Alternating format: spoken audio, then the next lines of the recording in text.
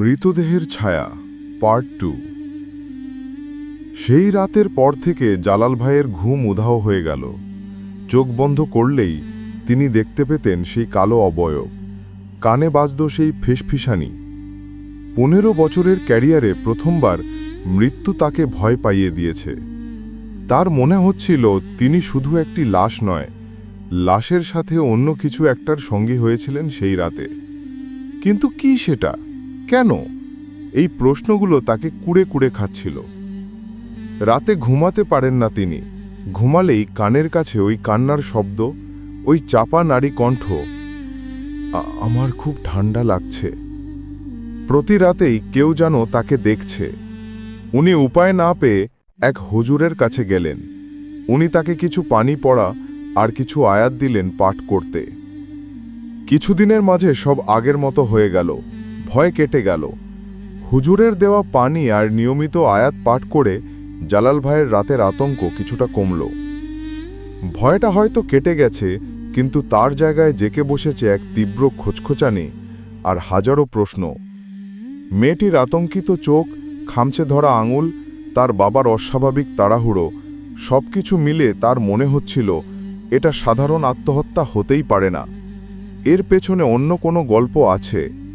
কিন্তু তিনি একজন সাধারণ অ্যাম্বুলেন্স ড্রাইভার, এসব নিয়ে ঘাটাঘাটি করার কোনো পথ তার জানা নেই। মাসখানেক পরের এক সকাল জালাল ভাইয়ের ফোনে একটি কল এলো। ময়মনসিংহ থেকে একটি ক্রিটিক্যাল রোগী ঢাকা পৌঁছে দিতে হবে। সহকারীকে নিয়ে বেরিয়ে পড়লেন জালাল ভাই। কাজটা শেষ করে ফেরার পথে তিনি নিজেকে আর আটকাতে পারলেন না। সেই রাতের ঘটনাগুলো বারবার তার চোখের সামনে ভাসছিল। টঙ্গী এসে তিনি হাসিবকে বাসে তুলে দিয়ে বললেন, তুই যা, আমার একটু কাজ আছে, আমি আসছি। জালাল ভাই কোনো মতে নিজেকে সামলে নিয়ে টঙ্গীর দাড়িপাড়ার সেই সরু গলি ধরে এগোতে লাগলেন। মাসখানেক আগের এক রাতের স্মৃতি, কিন্তু তার কাছে মনে হচ্ছে সবকিছু যেন কালকের ঘটনা।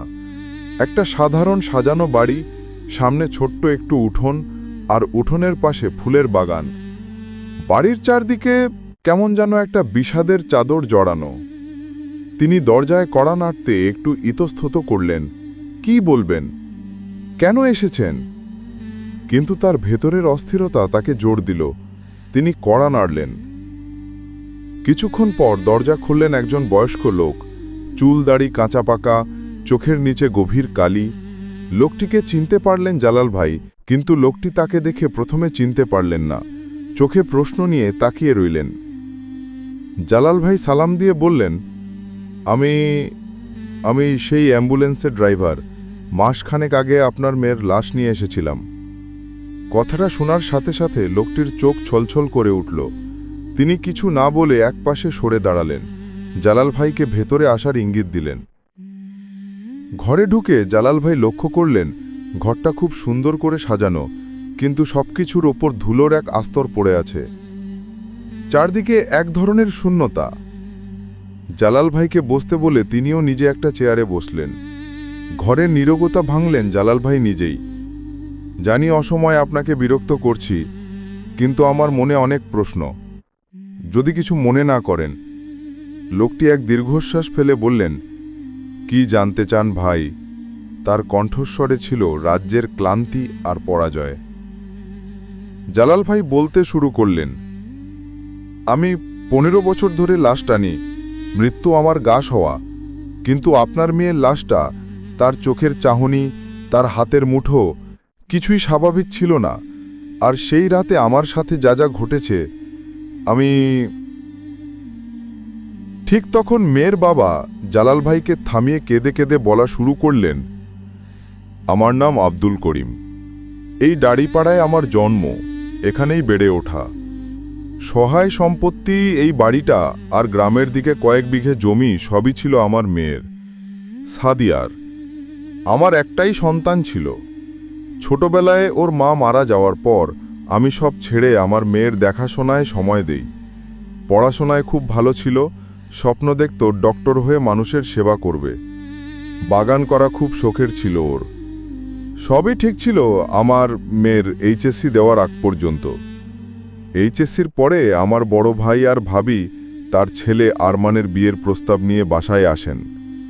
আরমান ছেলেটা বখাটে ধরনের, পড়াশোনা করেনি, বাজে ছেলেদের সাথে মিশে এলাকাতে এটা সেটা ঝামেলা করেই বেড়াতো। আমার তো ছেলে নেই, তাই তারা ভাবত আমার সব কিছু তার ছেলেই পাবে। সাদিয়া শক্তভাবে মানা করে দিয়েছিল।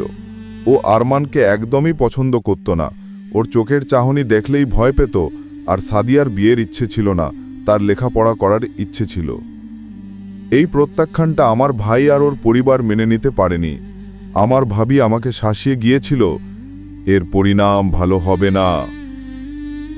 এরপর থেকেই আমাদের সুন্দর জীবন ধ্বংস হয়ে গেল।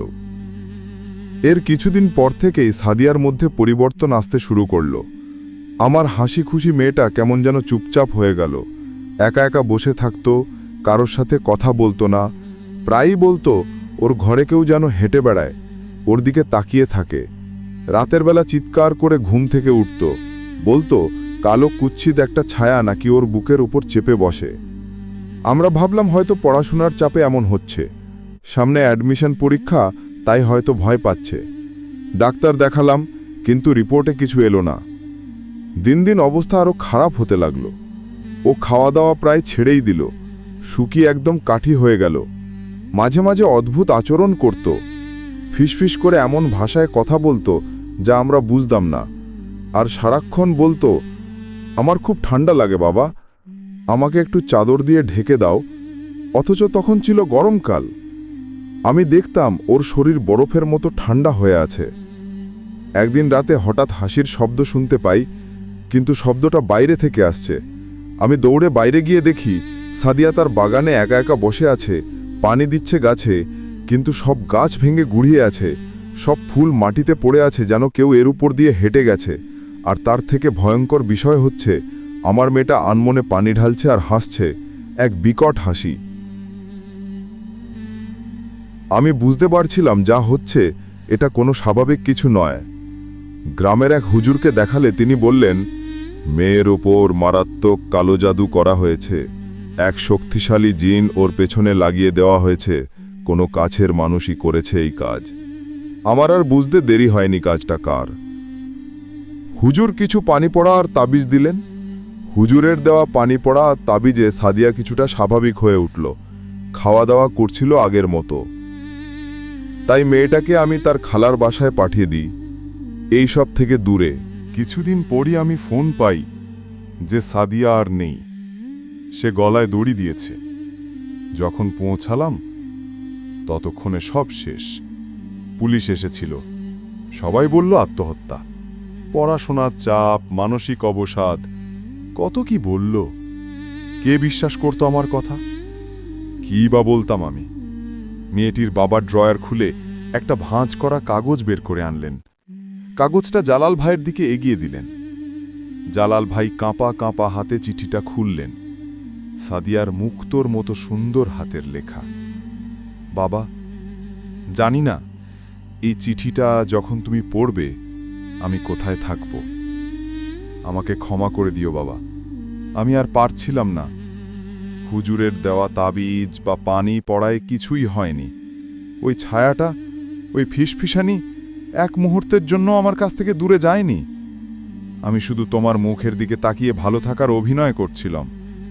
তোমার কষ্ট দেখে তুমি যেভাবে তিলে তিলে শেষ হয়ে যাচ্ছিলে, সেটা আমি আর সহ্য করতে পারছিলাম না। তোমার রাতের পর রাত জেগে থাকা, তোমার শুকনো মুখ, এসব আমাকে আরও বেশি কষ্ট দিচ্ছিল। ওই কালো ছায়াটা আমার সব শক্তি কেড়ে নিয়েছে বাবা। ও আমাকে ঘুমোতে দেয় না, খেতে দেয় না। আমার খুব ঠান্ডা লাগে বাবা, সব সময় ঠান্ডা লাগে। আমি লড়াই করে বড় ক্লান্ত হয়ে পড়েছি, তাই আমি চলে যাচ্ছি। হয়তো এটাই মুক্তি। আমার জন্য আর কষ্ট পেও না, তুমি নিজের যত্ন নিও। আমাকে ছাড়া হয়তো তুমি শান্তিতে থাকবে। ক্ষমা করে দিও। ইতি, তোমার সাদিয়া। চিঠিটা পড়া শেষে আব্দুল করিম বললেন, যেই সম্পত্তির জন্য আমার মেয়ে চলে গেল, ওই সম্পত্তি আমি আর রাখিনি, এক মাদ্রাসাতে দান করে দিয়েছি। জালাল ভাইয়ের চোখ দিয়ে টপ টপ করে পানি পড়তে লাগল। এতক্ষণে তিনি বুঝতে পারলেন মেয়েটির আত্মায় কত কষ্ট ছিল, কেন তার ছায়াও এমন শীতল আর যন্ত্রণা কাতর ছিল। মেয়েটি শুধু নিজের যন্ত্রণা থেকেই নয়, তার বাবাকেও যন্ত্রণা থেকে মুক্তি দিতে নিজের জীবন শেষ করে দিয়েছে। জালাল ভাই চিঠিটা আব্দুল করিমের হাতে ফিরিয়ে দিলেন। কোনো কথা বলার ছিল না। যে সত্যের খোঁজে জালাল ভাই এসেছিলেন, সেই সত্য ছিল আরও অনেক বেশি ভয়ঙ্কর আর মর্মান্তিক। তিনি আর বেশিক্ষণ বসেননি। আব্দুল করিমকে সালাম দিয়ে ভারাক্রান্ত হৃদয় বেরিয়ে এলেন সেই বিষাদ মাখা বাড়ি থেকে। বাইরে তখন দিনের আলো, কিন্তু জালাল ভাইয়ের মনের ভেতরটা রাতের চেয়েও অন্ধকার। তিনি বুঝতে পারলেন, তিনি শুধু একটি মৃতদেহের ছায়ার সম্মুখীন হননি, তিনি সম্মুখীন হয়েছিলেন এক নির্মম ষড়যন্ত্র আর এক অসহায় মেয়ের আত্মত্যাগের কাহিনীর। সেই ছায়া কোনো ভৌতিক ছায়া ছিল না, ছিল মানুষের লোভ আর হিংসার। এই স্মৃতি আর এই ভার তাকে হয়তো সারা জীবন বয়ে বেড়াতে হবে।